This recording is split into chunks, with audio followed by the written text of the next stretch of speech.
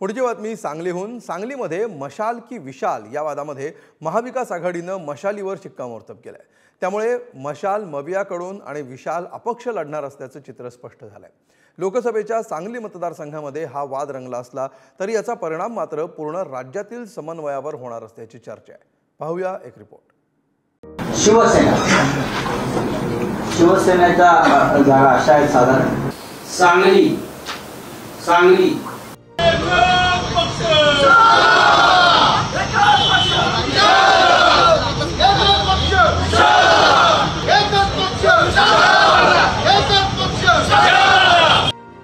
सांगलीची जागा ठाकरेंची शिवसेना लढवणार असं संजय राऊतांनी जोर देत सर्वांसमक्ष दोनदा स्पष्ट केलं।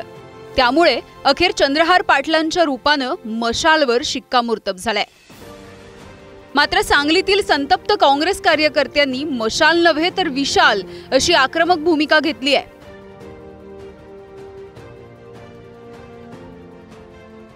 विशाल पाटलांनी अपक्ष म्हणून सांगलीच्या मैदानामध्ये उतरावं असा आग्रह धरला जातोय।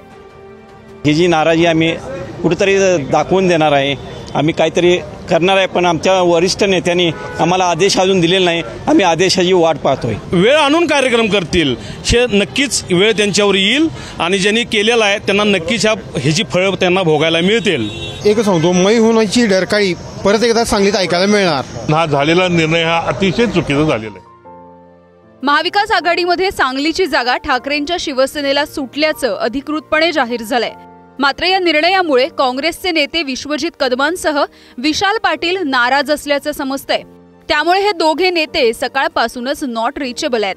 दुसरीकडे विशाल पाटील यांच्या कार्यकर्त्यांच्या सूचक पोस्ट सोशल मीडियावरती व्हायरल होत आहेत। बघा, जागा वाटपामध्ये या पद्धतीची नाराजी राहणार, आमची पण आहे, नाही असं म्हणायचं नाही।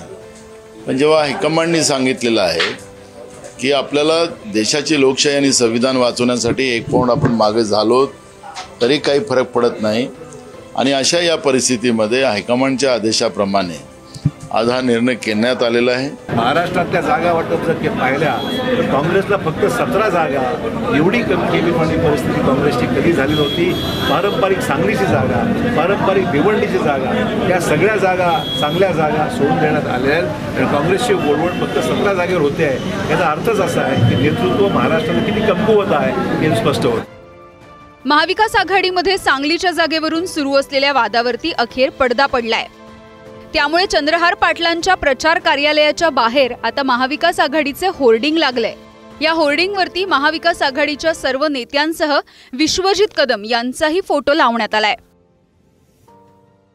आता इथून पुढे सर्वजण आम्ही एकत्र काम करू। महाविकास आघाडी असेल, राष्ट्रवादी काँग्रेस पक्ष किंवा काँग्रेस पक्ष असेल, असे आम्ही तिन्ही पक्ष मिळून एकत्र काम करू। जिल्ह्यातील महाविकास आघाडीची आणि इंडिया आघाडीची बैठक होणार आहे। त्या बैठकीला सर्व उपस्थित राहतील आणि सर्वजण मिळून माझ्या उमेदवारीची पाठिंबा देतील।